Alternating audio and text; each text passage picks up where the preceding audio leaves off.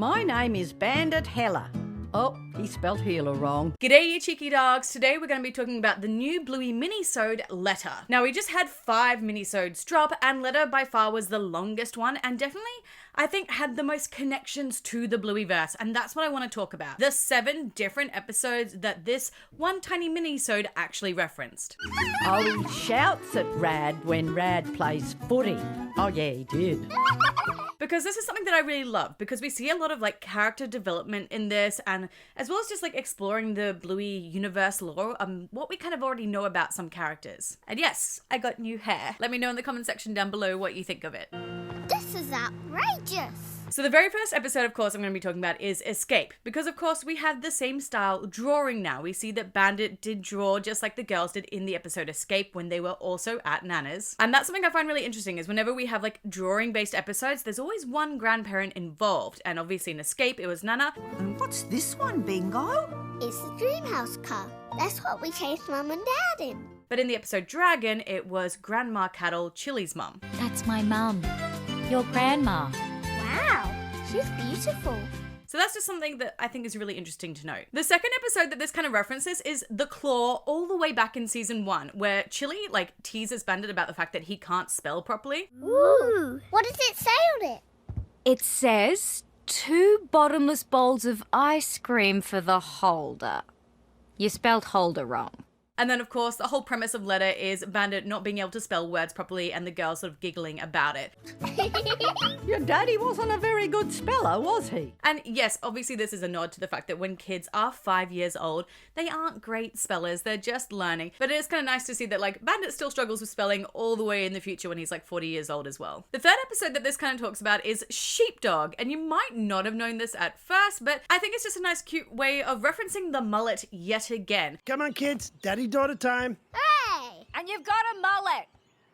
She said they were back in. So that was something that was interesting. The drawings that Bandit did in this when he was 5 years old show him with a mullet. And then we see him when he's 10 years old again with a mullet in Fairy Tale. And then of course, all the way in the future in Sheepdog when he's 40, saying that, you know, mullets have come back into fashion again and that's why he's got them. And what's a mullet? No, you didn't. And it's a type of haircut that cool people are starting to get again. So this is kind of like a cute nod to like real life fashion and the fact that, yeah, mullets seem to keep coming like in and out of style. And yeah, it turns out he also really loved mullets when he was 5 years old. Ha!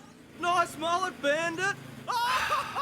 The fourth episode then is Bob Bilby. And again, this is like maybe something that you might have missed. I only recognize it because I'm always doing these deep dives into these episodes. But of course, in Letter, Bandit talks about the fact that he has a green skateboard and he loves it. And we see that he still loves skateboarding in the future in the episode Bob Bilby because that's what he chooses to go out on when he's taking photos of the girls with Bob. Are you ready, Bob?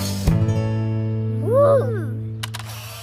Now, the 5th and 6th episodes definitely have like the most stuff in them, I would say. So the 5th one is Dragon. Now the first little reference we get to this is the fact that Bandit called his bird Conan, and of course his whole character in Dragon is based off Conan the Barbarian. Oh man, these furry jocks are itchy.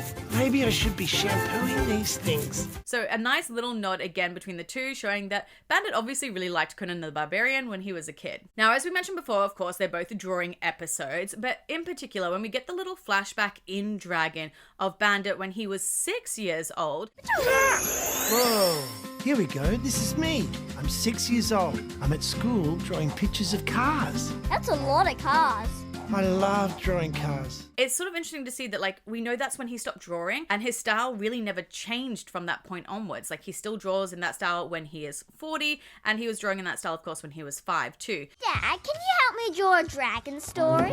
I'll give it a go, but I'm not a very good drawer. And even like I think it was ABC or the Bluey official site made like a little joke about it as well, the fact that his drawing style never changed. And it's honestly a little bit sad because, yeah, Bucky Dunstan really like hurt his feelings about his drawings. That doesn't look like a car. I kind of gave up drawing cars after that. Gave up drawing altogether, really.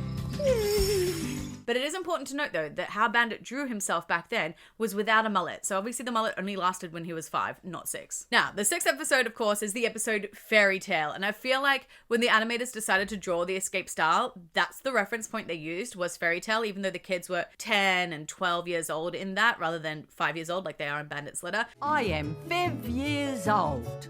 I think he means 5 years old. In a place called the 80s. That's me when I was 10 years old.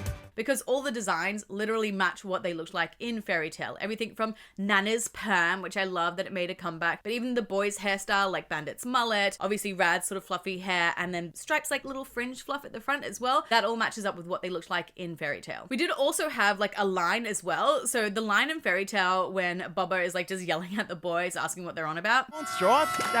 Brad, Gerald, whatever your name is. What are you on about? What's he on about? We see Nana use that line again in the episode letter. I have a brid.